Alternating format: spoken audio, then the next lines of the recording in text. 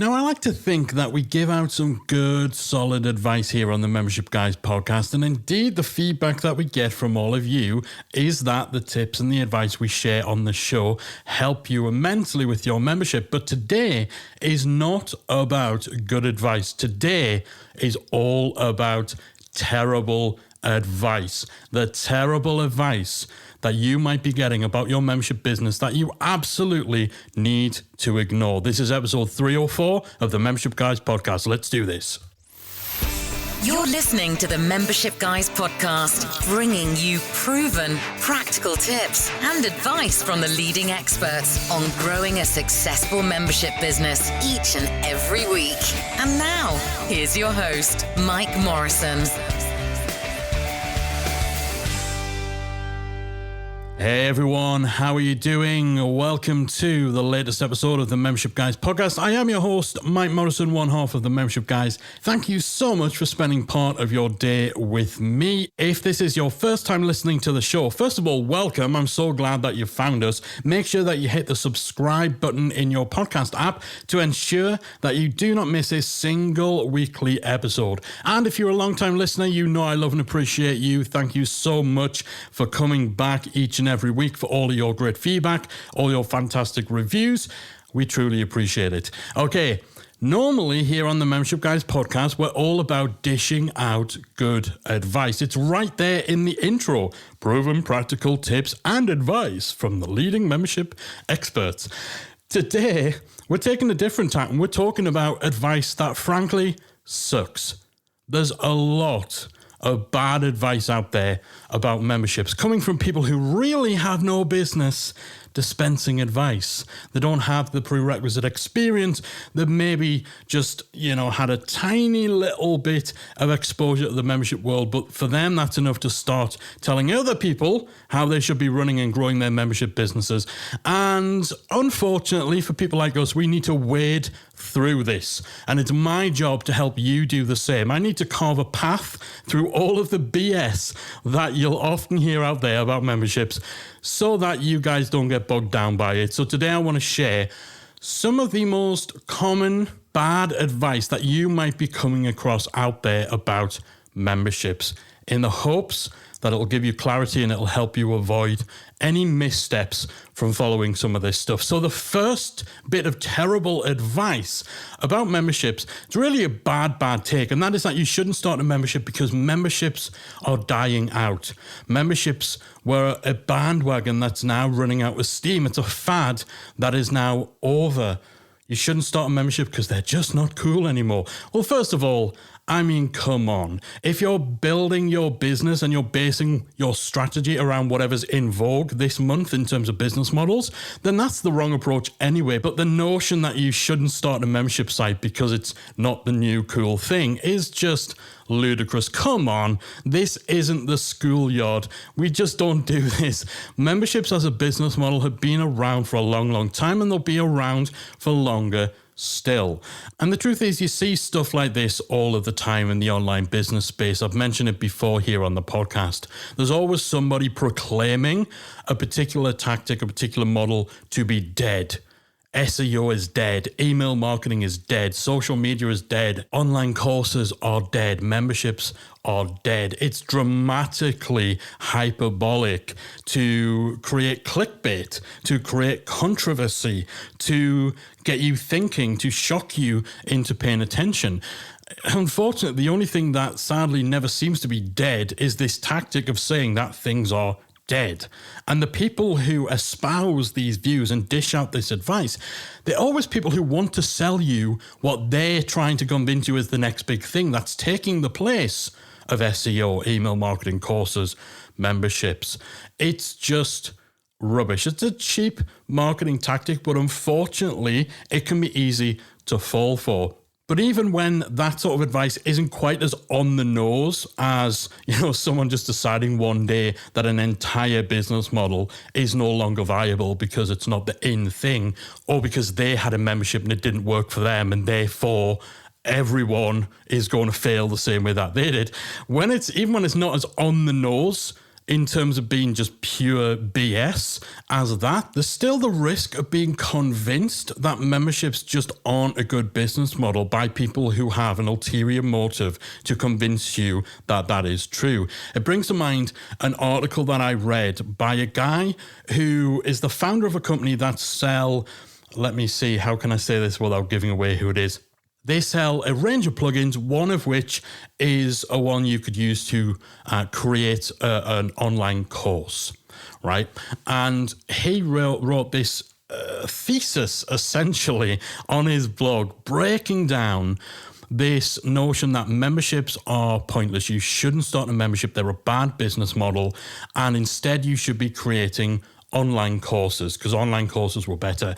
And he wrote this magnum opus, really tearing down the membership model to convince people that memberships had died out. They were never a great business model. They're pointless. And there's a better way of doing it.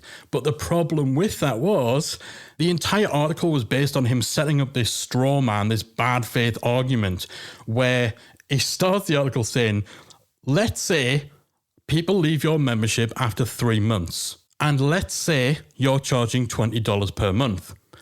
And then he went from there. And so every single argument was based on this idea that if you're starting a membership, your membership is going to have 33.3% monthly churn, which is what it would be if people were leaving after 3 months. He set that up as the straw man, essentially, in his argument against memberships. And then, of course, it's very easy to tear down the membership model, because he's then saying, if people leave after 3 months, you're only going to make $60 from everyone who joins your membership. Well, that's true, but also you're very, very deliberately choosing the framing around how negatively you portray memberships in order to make it easier for you to extol the virtues of an alternative. But you see a lot of this sort of stuff where people who are making really convincing arguments against memberships being a viable business model, but those arguments are based on a faulty premise. Those arguments are based by setting up this ludicrous straw man position of, well, if you have a membership and everyone leaves after the first month or two, then that's a terrible membership and therefore all memberships are terrible. It's just crazy. But it can be convincing, and as we said, it's not quite as on the nose as the sensationalist claims of SEO's dead, memberships are dead. And there's always an angle behind this. As it happens, this article that this particular person had written was coming on the back of him and his company receiving a lot of criticism for the fact that their course plugin didn't support any sort of membership functionality. So there's always an ulterior motive behind this stuff. But unfortunately, some people are taken in by it. Some people fall for it. And even where there's not that ulterior motive, there's not that cynicism kind of already embedded in people who are putting forward this sort of advice. Again, sometimes people are just speaking from such limited experience that their viewpoint, the advice they're giving, really doesn't hold weight. It's like that saying, if all you have is a hammer, everything looks like a nail. So if all you've ever experienced is success that has come from selling one type of product or running one type of business, then naturally you're always going to consider that approach to be the approach that works, because that's what's worked for you. That's where you've had 100% success rate, and it's very easy to assume that what has worked for you will work identically for somebody else. So that's the first piece of terrible advice to ignore about memberships, that memberships are dying out, that the trend has passed, the bandwagon is gone, no one's interested in memberships anymore, they're not a viable model. The membership industry is perfectly healthy, it's not going anywhere. So don't allow other people to put you off starting a membership, don't allow people to shake your confidence in the membership that you're running right now by this sensationalist nonsense about memberships dying out, or by these biased bad faith arguments of why they don't like the membership model and therefore you shouldn't either. So that's terrible advice number one. Terrible advice number two is when people will tell you that you shouldn't start a membership in a crowded market. You shouldn't start a membership in an industry, in a niche where there's already a big player or there's already established competition. That's real bad advice. There's nothing new under the sun anymore, but that doesn't mean that you can't add to the conversation. We discussed this back in episode 289, if you head to themembershipguys.com/289, when we talked about how you can stand out and how you can compete with established memberships in your market. It's an understandable, natural thing to be scared of the existence of other people in your market, to be wary of competition, and to perhaps even allow the existence of competing memberships to be something that puts you off starting your membership and adding to that conversation. But the existence of competition isn't a bad thing. In fact, it can open up more opportunities for you, even if that opportunity is just to be the alternative to the establishment, to get a little more creative in your positioning and your branding. So we shouldn't be scared off by the existence of competition or be worried that a market is too oversaturated to start a membership. In fact, it's more of a worry if there's no competition. There's more of a concern if nobody else is running a membership, selling courses, selling products, teaching within a particular space. That's more of a signal, more of a red flag for there being potential problems, because that suggests that either there simply isn't a large enough market, or the market is there, but it's not a buying market, and possibly people have tried to start memberships or start other sorts of products within that market, and they've just not been able to make it work. So if you're rubbing your hands together in glee at the idea that, you've got a complete category, a complete industry to yourself, nobody else has thought of starting a membership within your space, then actually you might want to take a beat and consider why. The existence of competition isn't a bad thing. It can actually be a good thing. And the truth is, even if there are some really well-established big dogs, big players within your market, there's still room for you. There's still value in you adding to the competition and you being an alternative to people who maybe just aren't having their needs met by the other players. If you felt motivated, if you felt the drive to start a membership within a market where there's already options, there's already memberships there, then you must know that there's something those guys aren't doing. You must know that there's a gap. You must know that there's a need for you. And if you know that, others will know that too. If you know that the established memberships in your space, the establishment, aren't satisfying all the needs of your audience, people will be out there on the other end of that equation feeling unsatisfied, looking for an alternative, looking for someone like you. So even if your market is crowded, there's still room for you. There's still value in adding to the conversation. Somebody might have half of the market locked up, 2/3 of the market locked up, 9/10 of the market, 90% of the market locked up. But you don't need the whole market. You just need a little piece. You don't need the whole pie. You just need a slice. I'm such a big fan and advocate and believer in the notion of 1,000 true fans. I mention it more times than I can count here on the Membership Guys podcast, because it's that constant reminder that you don't need a huge audience. You don't need a huge member base. You don't need a huge chunk of your market. You can build a business that is more than sustainable, that more than meets your needs, more than meets your goals with a very, very small amount of members. 1,000 True Fans from Kevin Kelly. If you haven't already looked it up from the various times I've mentioned it on the show, look it up. We've got a little video where I talk about it, which will be on the show notes page for this episode at themembershipguys.com/304. Again, that concept, that idea that, if you've got this market that has 500,000 potential people in it, you just need a tiny little slither of that to build a 6-figure business. 1,000 members, 1,000 true fans, 1,000 members paying you $50 a month is $50,000 a month, which is $600,000 a year. That's more than enough for a lot of people. So even if you do have a saturated market, even if there are competitors, there's already people doing what you want to do within your space, that's not a reason to run in the other direction, to shut down your dreams, your plans to start a membership site.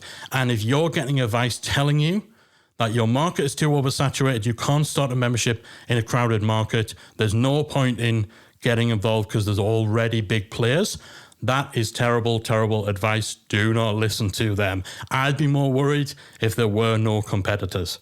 So that's terrible advice number 2. Your market is too oversaturated to start a membership.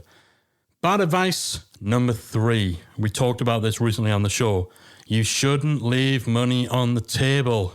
Oh my word. I'm not going to go too much into this because we just talked about it back in episode 292. Make sure you listen to that. But this notion that if there's even the hint of an opportunity that you could get your members to buy more from you, coaching, high-level programs, live events, books, other products, one-on-one consulting, then you are crazy if you don't jump onto those opportunities and exploit them. You're doing it wrong. You're not entrepreneurial enough. You're not savvy enough. This notion that if you are not exploiting every possible money-making opportunity, then you're a bad business person because you should not leave. You cannot leave money on the table. What utter BS. These people who tell you it's not enough to just have a membership. You've got to have a product ecosystem. You need to have a value ladder. You must also sell consulting. You must host live events. You must have all sorts of upsells in your business. It's nonsense. Absolute nonsense. It's fine to leave money on the table if it's not a table you want to sit at. If you hate the idea of coaching, don't do it. If running an event sounds exhausting, and believe me, it is, don't do it. If you're perfectly happy being 100% all in, 100% focused on your membership, and you have zero interest in doing anything else, then stick with that. Those people who tell you that you're doing something wrong by doing that, they're like squirrels frantically chasing all of these different nuts, petrified that opportunities to make a few extra bucks are going to go missing. It's such a fear-based mindset, a scarcity-based mindset.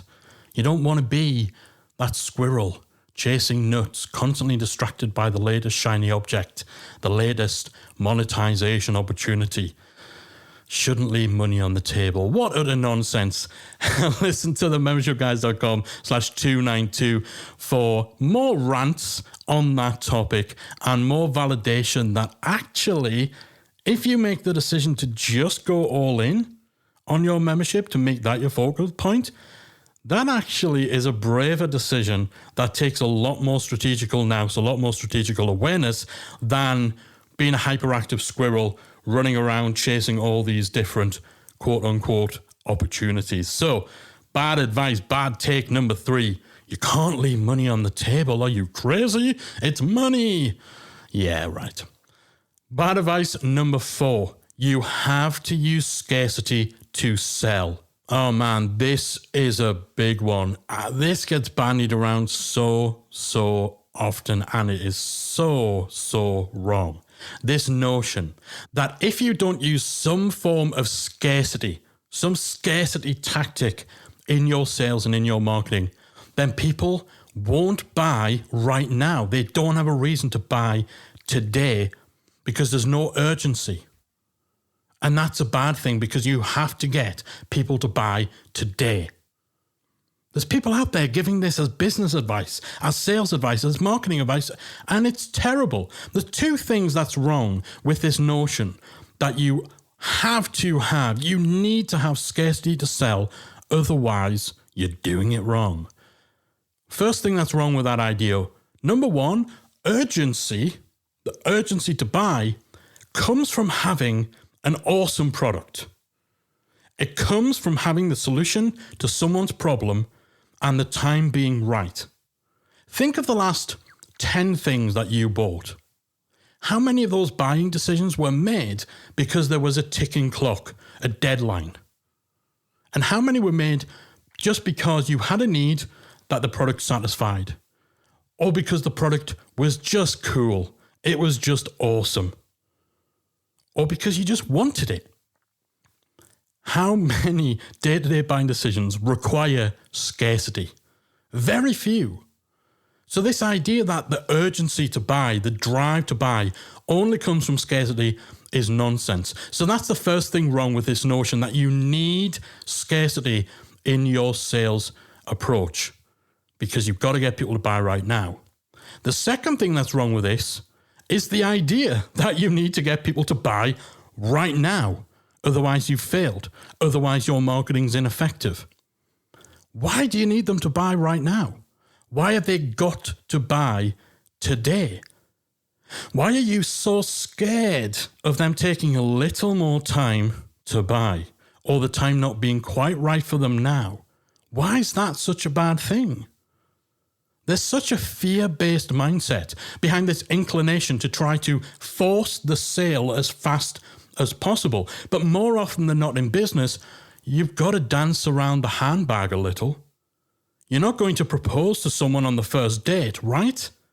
But that's what so many online business owners are trying to do. They're trying to engineer these funnels, these conversion paths, to force a situation where someone buys right here, right now, in the shortest possible time.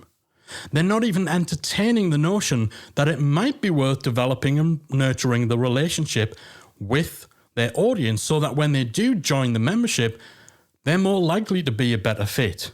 They've joined because the time was right, not because they were forced.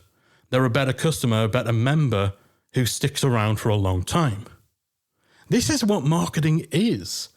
It's priming the pump, it's greasing the wheels, it's feeding the pipeline.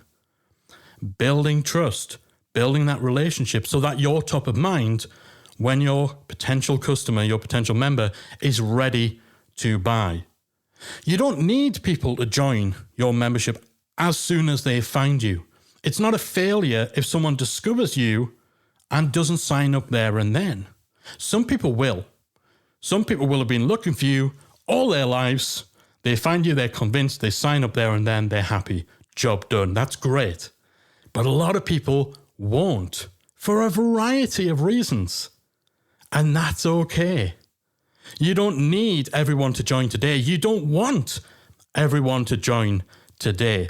There's far more chance if everyone signs up as soon as they find you. There's far more chance of buyer's remorse. There's far more chance of them realizing after the fact, actually, maybe the timing wasn't perfect. Memberships aren't about just getting that sale. Memberships are about keeping that sale month after month, year after year. And so we as membership owners have a vested interest in ensuring that we are attracting people who are the right fit for our membership. We are attracting people who are likely to stick around for months and years. And so developing that relationship, building that trust, nurturing that connection, priming the pump, feeding the pipeline is actually better for us long term than trying to engineer a situation where someone has to buy in that instant. Otherwise, they're dead to you. And that sounds dramatic, but seriously, that's a good description of how a lot of marketers, a lot of salespeople online treat things. If they don't get a lead to convert within that very short window, they write them off. They're done. It's such a bad approach, and it's a one driven from fear. From fear that if they can't force the situation now, then their membership, their product is unable to sell itself on its own merits. You get a far greater caliber of member when you enable them to join when they're ready, not when you want them to join when they want to join. And so it's your job as a marketer to ensure that when that time comes, you're their number one choice, even if it takes months to get there. The average time to purchase for Membership Academy is 2.5 months.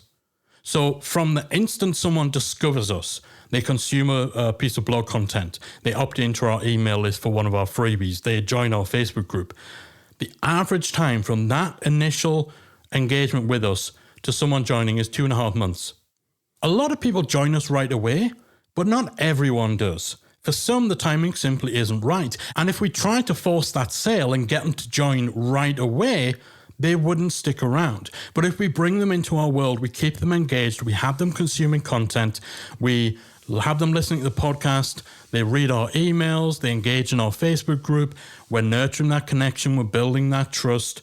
We're earning our place at the top of their mind. Then when they do join, they're a better member for having engaged with us beforehand. And you might be saying, but Mike, I can't wait 2.5 months. I need sales today. Well, you're going to get those sales today, and they're going to come from the people who found you 2.5 months ago.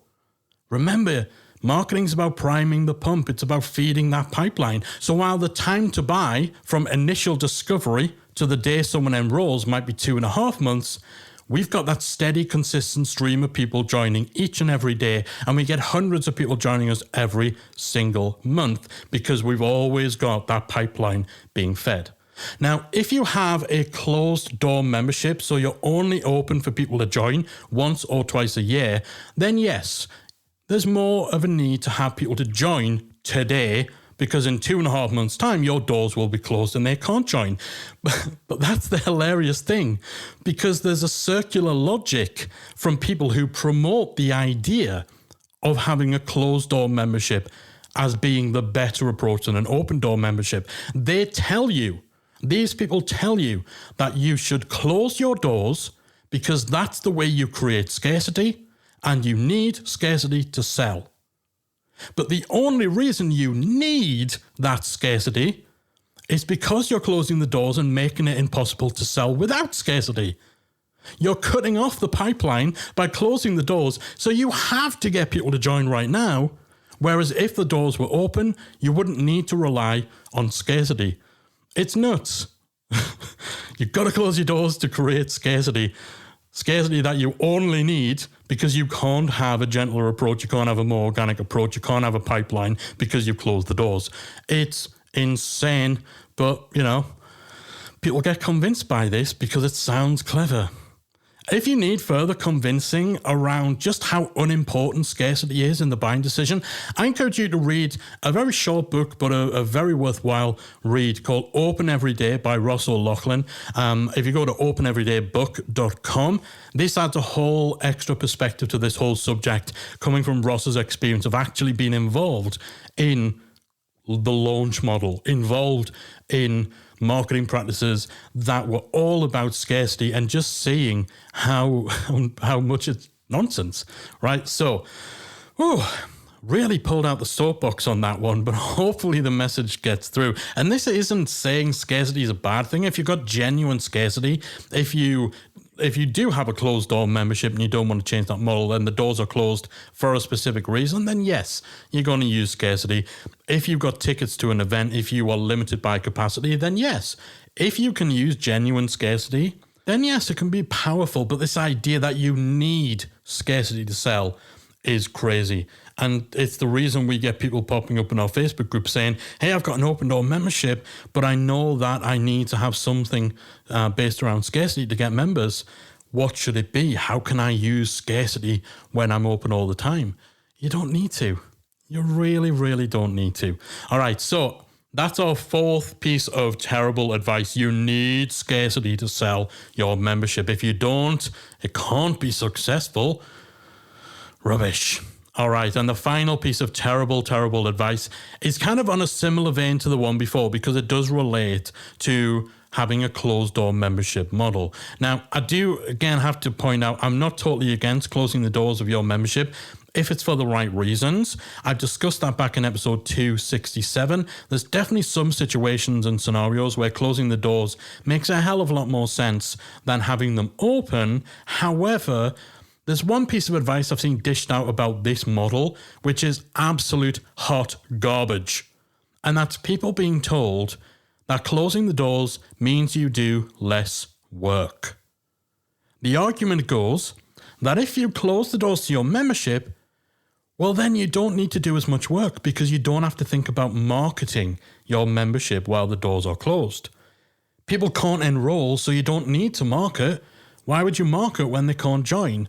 So you've got less to worry about, less work to do. You can kick back and relax knowing that you don't have to even think about marketing while the doors to your membership are closed.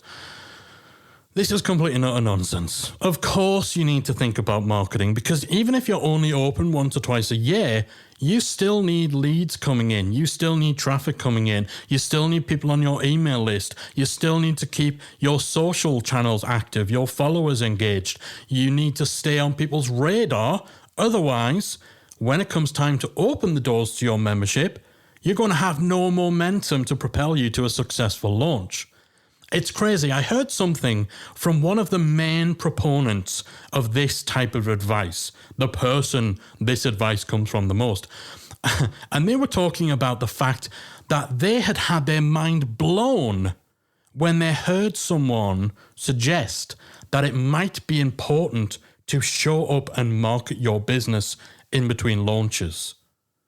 They heard someone say that you need to show up between launches, and it totally blew their mind. It's not something they'd ever considered before. This is someone who considers themselves a marketing expert.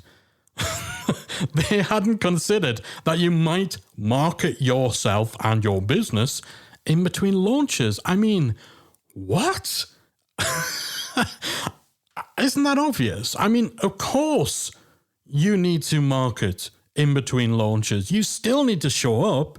You still need to market, you still need to grow your audience, you still need to publish content, you still need to build trust to solidify your place at the top of your audience's mind, so that when you open those doors, those people are primed. They are hanging on your every word. They are chomping at the bit to join. They're telling all their friends.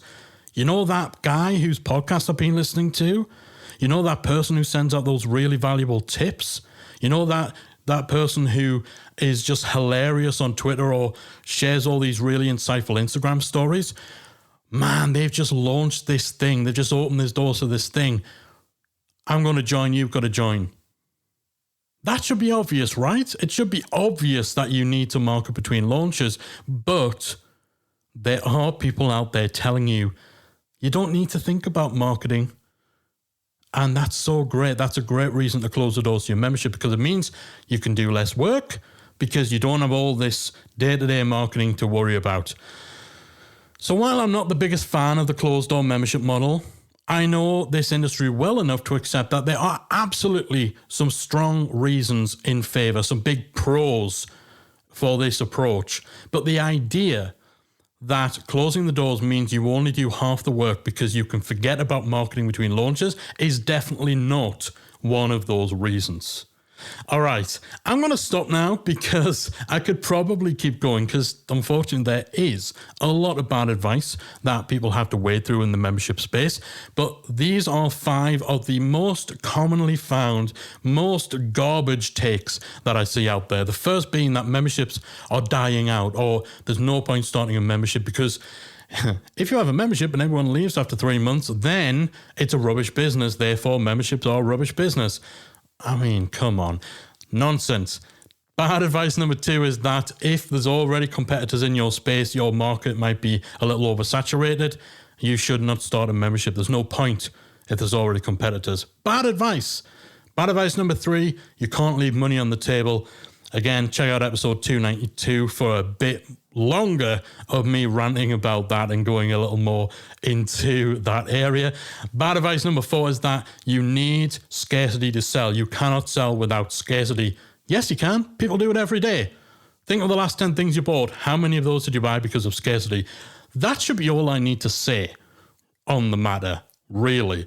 Like, just look outside this space, look outside this bubble, look outside of the world that internet marketers seem to occupy, and look at how business works in the real world. Look at how marketing and sales work in the real world, day to day. You don't need scarcity to sell. Can it be a powerful tool in your arsenal? Yes, if used smartly and sparingly. But your sales and marketing strategy and your membership business are not going to fall apart if you don't have a ticking clock somewhere. It's not a particularly sophisticated strategy to put a countdown on something. So, anyway. And then the final piece of real bad advice that I'm so tired of seeing about memberships is that closing the doors to your membership, having a closed door model, means you do less work because you don't need to market between launches. Man, I'm kind of almost thoroughly depressed, bordering on angry and annoyed at revisiting some of this advice that I've seen, even having to regurgitate some of the nonsense that is out there about memberships in order to give context to why it's nonsense. Even that, it's bugged me that the words have come out my voice, but I do hope that my plight has helped you out by better equipping you to know what is nonsense, to fight back against those bad takes, to trust your BS detector, which is no doubt going off when you see stuff like this doing the rounds in the online membership space. Because if you're listening to the show, I know you're a smart cookie because, smart membership owners listen to this show.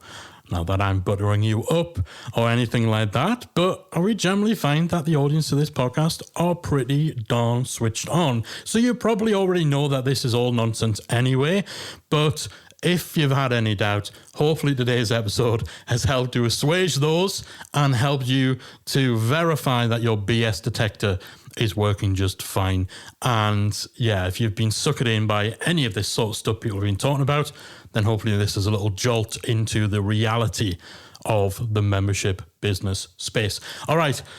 That is it. I'm going to end this before I decide to pull the soapbox out and just rant about a bunch of extra things. I do hope you've enjoyed this episode, that you found my little rant entertaining, informative, and that you are now better equipped to avoid the terrible advice that is so rife within this wonderful world of online memberships.